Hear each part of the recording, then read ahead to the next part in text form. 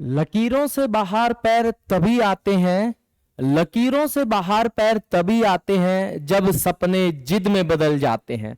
तो दोस्तों, जिंदगी में, अपनी कैरियर में, अपने मुकाम में, अपने सफर में जिद होना बहुत जरूरी है। इसलिए हमारे इस चैनल का नाम है मिशन कामयाबी, जिद से जीत तक। जो हमारा टैगलाइन है जिद से, कि जिद होनी चाहिए लाइफ के अंदर कुछ बेटर करने की, कुछ अचीव करने की। मैंने आपको पहले भी कहा था, इंसान जिंदगी में कभी नहीं हारता। इस पूरी जिंदगी में इंसान सिर्फ एफर्ट्स करता रहता है, कल से बेहतर करने की कोशिश करता रहता है। तो आज हम एक बहुत छोटा सा बड़ा प्यारा सा टॉपिक लाए हैं जो आज के दिन बड़ा ट्रेंडिंग है। आपने मार्केट में भी सुना है, आपने न्यूज चैनल्स पे भी देखा है, अखबारों में भी सुना है कि महंगाई, इन्फ्लेशन, जिसको इंग्लिश में क्या कहते हैं, इन्फ्लेशन। अब हम पढ़ेंगे कि गवर्नमेंट है या फिर गवर्नमेंट बैंक, जिसको आरबीआई बोलते हैं। अब हम पढ़ेंगे कि गवर्नमेंट है या फिर आरबीआई है, कैसे महंगाई को कंट्रोल करती है। देखना दोस्तों कि ways to control inflation. Inflation कब होता है? जब चीजों का दाम ज्यादा हो जाता है, जब महंगे रेट पे चीजें बिकने लग जाएं, जब महंगे रेट पर, जब प्रीवियस के कंपैरिजन में जब ज्यादा रेट पर चीजें बिकने लग जाएं। जैसे आपने सुना होगा लेटेस्ट अभी पेट्रोल का रेट है वो नियरली 100 रुपीज चल रहा है, एलपीजी का रेट है वो नियरली 1000 रुपीज चल रहा है। तो हम इसको बैक से कंपैरिजन करेंगे या करंट जीडीपी से कंपैरिजन करेंगे या फिर पर कैपिटा इनकम के रेशियो में, कि भाई पहले के, नो डाउट देखो पहले के टाइम में पर कैपिटा इनकम बढ़ी है, लेकिन उसको हम रेशियो देखेंगे, इन्फ्लेशन देखेंगे कि पहले के टाइम अगर इतनी कैपिटल थी, इतना इंसान की पूंजी थी, इतनी उसकी इनकम थी, तो उसके अकॉर्डिंग कितना उसका सिलेंडर का खर्चा था, और आज उसकी इनकम बढ़ी है वो किस रेशियो में बढ़ी है, और सिलेंडर या फिर कोई भी चीज हो जैसे मस्टर्ड ऑयल है, सरसों का तेल है, उसका भी रेट। तो हम काफी सारी चीजें जिनके बारे में सुनते हैं कि इन्फ्लेशन, महंगाई, आपने इतनी सारी डिबेट्स देखी होंगी। तो महंगाई का मतलब क्या होता है? देखो, गवर्नमेंट मेजर्स, देखना भाई, गवर्नमेंट मेजर्स टू कंट्रोल। अब गवर्नमेंट कौन कौन से तरीके अपनाती है? एक चीज, अगर मान के चलो किसी चीज है, कोई भी एक वस्तु है, कोई भी एक गुड्स है, उसके रेट बढ़ रहे हैं, तो इट मींस मार्केट में कहीं ना कहीं उसकी स्कार्सिटी है। अगर किसी भी चीज के रेट बढ़ रहे हैं तो उसकी क्या है? स्कार्सिटी इन मार्केट। अगर ये स्कार्सिटी है, कमी है, इसको कैसे दूर किया जाए? इट मींस उस चीज का प्रोडक्शन ज्यादा। जैसे मान के चलो मार्केट के अंदर एक ही आम की दुकान हो और वहां पे सारे लोग जाएं, सारे कस्टमर जाएं, सिंपल सी बात है, आम के रेट, जो जिसके आम के भाई दुकान होगी वो महंगे रेट पर आम बेचेगा।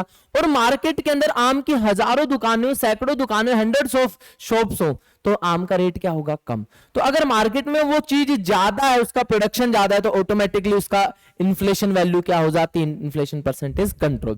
तो production of necessity should be increase. तो गवर्नमेंट कैसे इन्फ्लेशन को कंट्रोल करती है कि जो बेसिक चीजें, नेसेसरी चीजें, उनका प्रोडक्शन इंक्रीज कर देती है। Government should impose rational wages and income policy. It means जो भी चीजें हैं, वेजेस हैं, उनके ऊपर मान के चलो एक इंसान कहीं पे कमा रहा है, उसको वहां पे कमा तो रहा है लेकिन उसको पूंजी कम मिल रही है, वहां से उसके इनकम कम जनरेट हो रही है, तो उसका एक रैशनल वैल्यू क्रिएट कर देना कि भाई इस काम के बदले इतने वेजेस दिए जाएंगे। Price control and rationing are two more steps in the. Price को कंट्रोल करना, जैसे मार्केट के अंदर कोई भी कंपनी आती है तो सरकार काफी बार क्या कहती है कि भाई इस रेट से ज्यादा आप नहीं बेच सकते। जब मार्केट के अंदर हाइक आता है, कभी आपने देखा होगा अनियन के प्राइसेस, प्याज के प्राइसेस, मार्केट के अंदर गवर्नमेंट क्या करती है? कंट्रोल करती है। अब देखना भाई, तो majorly how to control inflation. Inflation क्या होता है? इसकी डेफिनेशन लिखी हुई है। Inflation is basically the rise of prices of the most commonly used goods and services। Inflation, महंगाई क्या होती है कि जो आम तौर पे जो यूज करने वाली चीजें हैं, आम तौर पे, इट मीन सोसाइटी में जो डेली उपयोग में आने वाली वस्तुएं एवं सेवाएं, गुड्स एंड सर्विसेज, उनका प्राइस अगर बढ़ जाए, उनका प्राइस बढ़ जाए तो वो क्या कहलाएगा? Inflation. And services, some of them are food, clothing, real estate etcetera. Food की वैल्यू, फूड के ऊपर या फिर जो घरेलू उपयोग की चीज है उनके ऊपर इन्फ्लेशन हम ज्यादा देखते हैं। मान के चलो मर्सिडीज 60 लाख में आ रही है, 65 लाख में, आम जनता को उससे कोई इंपैक्ट नहीं होता। लेकिन अगर पेट्रोल है वो 60 रुपए में और 80 रुपए में, उससे पूरी जनता पे बहुत इंपैक्ट होता है। तो देखना, इन्फ्लेशन के regarding repo rate, cash reserve ratio, इसको बोलते हैं CRR, इसको बोलते हैं RR, और इसको बोलते हैं ट्रिपल आर। ये तीन बेसिक टर्म्स है जिसके बारे में हम पढ़ेंगे कि भाई ये कैसे मेजर रोल प्ले करते हैं, मेजर रोल प्ले करते हैं इन्फ्लेशन को कंट्रोल करने के लिए। अब वैसे इन्फ्लेशन को कंट्रोल करने के लिए तीन चार पॉलिसी है। पहले monetary policy, it means money के रिगार्डिंग पॉलिसी। फिस्कल पॉलिसी, देखो मनी मॉनेटरी पॉलिसी होती है policy regarding money. Fiscal policy, policy regarding tax. Other measures कि भाई अदर मेजर्स मतलब टू इंक्रीज प्रोडक्शन, प्रोडक्शन बढ़ा दो, प्राइस कंट्रोल कर दो। रैशनल वेज पॉलिसी कि भाई जो इंसान कमा रहा है उसके रिगार्डिंग वो स्पेसिफिक पॉलिसी बना दो कि न्यूनतम इतनी मजदूरी आम देनी ही होगी, प्रोडक्शन इंक्रीज कर दो या फिर प्राइस को कंट्रोल कर दो। ये मनी के रिगार्डिंग पॉलिसी है, टैक्स के रिगार्डिंग पॉलिसी है, अदर मॉनेटरी टर्म्स है, अदर मेजर्स। तो देखना दोस्तों, हम यहां पे हमने ये पढ़ा आरआर, सीआरआर और ट्रिपल आर, इनके बारे में डिस्कस करते हैं। ध्यान से देखना, बहुत इंपॉर्टेंट पार्ट है। पहला है आरआर। आरआर इसकी फुल फॉर्म है रिवर्स नहीं repo rate, sorry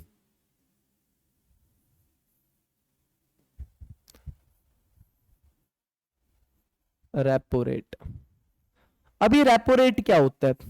repo rate ये होता है कि जब RBI central bank RBI loan देती है, क्या देती है भाई? लोन। किसको? कॉमर्शियल बैंक को, कॉमर्शियल बैंक। रेपो रेट वो रेट होता है जिसके ऊपर आरबीआई लोन देती है एक कॉमर्शियल बैंक को, ठीक है। अब मान के चलो लोन की वैल्यू कम है, रेट ऑफ इंटरेस्ट कम है, तो कॉमर्शियल बैंक आरबीआई से ज्यादा लोन लेगा। लेकिन अगर आरआर को इंक्रीज कर दिया जाए, अगर आरआर को इंक्रीज कर दिया जाए तो कॉमर्शियल बैंक कम लोन लेगा आरबीआई से। और अगर कॉमर्शियल बैंक के पास जो वैल्यू है वो डिक्रीज हो जाएगी, कॉमर्शियल बैंक के पास पैसा है वो कम हो जाएगा, तो कॉमर्शियल बैंक कस्टमर्स को रुपए जो देगा उसकी वैल्यू भी कम, तो कस्टमर्स को कम पैसा दे पाएगा। अगर कम पैसा दे पाएगा तो मार्केट के अंदर मनी फ्लो, मार्केट के अंदर मनी है ये क्या हो जाएगी? ये भी कम हो जाएगी। अगर मार्केट में मनी कम हुई है तो लिक्विडिटी इन मार्केट, लिक्विडिटी क्या होता है? लिक्विडिटी इसी को कहते हैं जो हमने यहां पे लिखा है कि मार्केट के अंदर जो मनी का सर्कुलेशन। मान के चलो हर एक इंसान के पास करोड़ों रुपए आ जाए, तो भाई जब अगर कोई समोसे भी बेचेगा वो भी बहुत हाई रेट पे बेचेगा, तो इट मींस मार्केट के अंदर जब लिक्विडिटी कम हो जाएगी, मान के चलो अब हर एक इंसान के पास करोड़ों रुपए आ जाए तो हर इंसान कार खरीदने लग जाए, तो कार की वैल्यू अपने आप क्या हो जाएगी? कार का दाम है वो बढ़ जाएगा। एक 5 लाख की कार है फिर वो 50 लाख में बन जाएगी। तो मार्केट से लिक्विडिटी को कम करना ही क्या होता है? अगर लिक्विडिटी हमने मार्केट से कम कर दी तो महंगाई कम हो जाती है। क्यों? लोगों के पास रुपए नहीं होंगे, परचेजिंग पावर लोगों की कम हो जाएगी। तो हमें मार्केट से क्या कम करना है? तो आरआर इंक्रीज होने से एक कॉमर्शियल बैंक कम लोन लेगा आरबीआई से। अगर लोन कम लेगा तो उसके पास कम मनी होगा, कम मनी होगा तो मार्केट में वो कम मनी दे पाएगा लोगों को as a form of loan, और इससे लिक्विडिटी मार्केट में कम हो जाएगी। दूसरा स्टेप समझना भाई, दो इंपॉर्टेंट स्टेप और, एक है सीआरआर, कैश रिजर्व रेशियो। ये क्या होता है? कोई भी कॉमर्शियल बैंक है, कोई भी कॉमर्शियल बैंक है, उसको एक रेशियो मेंटेन करना होता है। देखो लिखा हुआ है, एक रेशियो मेंटेन करना होता है, कैश की फॉर्म में रिजर्व रखना है किसके पास? आरबीआई के पास। तो एक रेशियो मेंटेन करना है कैश की फॉर्म में किसके पास? आरबीआई के पास। किसी भी बैंक को उसकी जो वैल्यू है, मान के चलो एक बैंक की वैल्यू 100 है, तो 100 रुपए मार्केट में एज ए मार्केट के अंदर यूज नहीं कर सकता लोन देने के लिए, इसमें से कुछ परसेंटेज होगा, सम परसेंटेज क्या होगा? CRR, cash reserve ratio. आज के दिन मान के चलो 4% है, तो 100 रुपए में से 4 रुपए रिजर्व रखना है, बाकी जो रुपए उसको मार्केट में यूज कर सकते हैं 96। तो सीआरआर से तो इतना पैसा, अगर आरबीआई इस सीआरआर को 4% से 6% कर दे तो बैंक को ज्यादा रुपए 6 रुपए आरबीआई के पास रखने होंगे। इट मींस बैंक के पास जो रुपए लोगों को लोन देने के लिए वही क्या हो जाएगी? कम हो जाएगी। और बैंक के पास ही रुपए कम होंगे तो बैंक है कस्टमर्स को रुपए कम दे पाएगा। जब मार्केट में कम रुपए आएगा तो इन्फ्लेशन कंट्रोल। एक होता है एसएलआर, एक होता है एसएलआर, तीसरा पॉइंट स्टैच्यूटरी लिक्विडिटी रेशियो।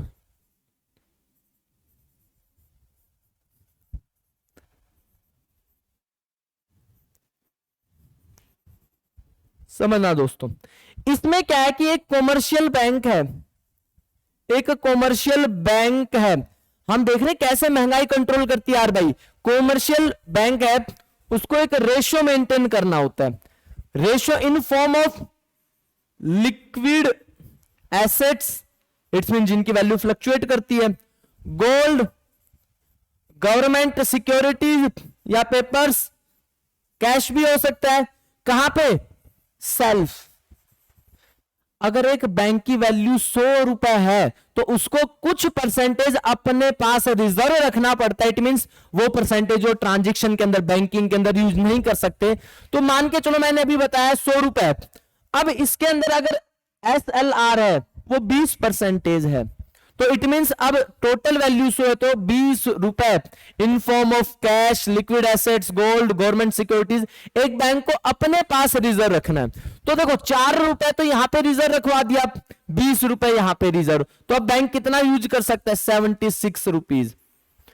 अब सीआरआर एसएलआर इंक्रीज होगा, मान के चलो 22 कर दिया, और यहां पे भी हमने 4 से 6 कर दिया, तो बैंक के पास 2 रुपए यहां कम हुए, 2 रुपए यहां कम हो गए, बैंक के पास अब 72 रुपए। तो बैंक के ही पास जब रुपए कम हो गए तो मार्केट के अंदर बैंक रुपए का फ्लो क्या कर पाएगा? कम कर पाएगा, क्योंकि ज्यादा कस्टमर्स आएंगे तो बैंक मना करेगा, क्योंकि बैंक के पास ऑलरेडी रुपए कम है। तो इस अकॉर्डिंग आरबीआई क्या करता है, या गवर्नमेंट की तरफ से आरबीआई को प्रपोजल जाता है कि भाई इन्फ्लेशन कंट्रोल कैसे किया जाए, तो आरबीआई सीआरआर इंक्रीज करता है, एसएलआर इंक्रीज करता है। इससे पहले वाले पेज पे हमने पढ़ा रेपो रेट ये इंक्रीज करता है। तो ये कुछ मेजर स्टेप्स हैं जिसके द्वारा आरबीआई है मार्केट के अंदर इन्फ्लेशन को कंट्रोल करता है। मार्केट के अंदर गवर्नमेंट भी इन्फ्लेशन को कंट्रोल करती है, जैसे प्राइस कंट्रोल करके, उस चीज का प्रोडक्शन इंक्रीज करके और वेजेस पॉलिसी बना के। तो सारा जो गवर्नमेंट की फंक्शनरी वो मिलजुल कर काम करती है। आरबीआई के एक बहुत बड़ा इंपॉर्टेंट रोल होता है, क्योंकि आरबीआई मॉनेटरी पॉलिसी को कंट्रोल करती है। जो फिस्कल पॉलिसी, जो टैक्स के रिगार्डिंग पॉलिसी है, उसको कंट्रोल करती है गवर्नमेंट, क्योंकि बजट एक टैक्स का पार्ट है कि कौन इंसान कितना परसेंटेज ऑफ टैक्स देगा सैलरी के अकॉर्डिंग।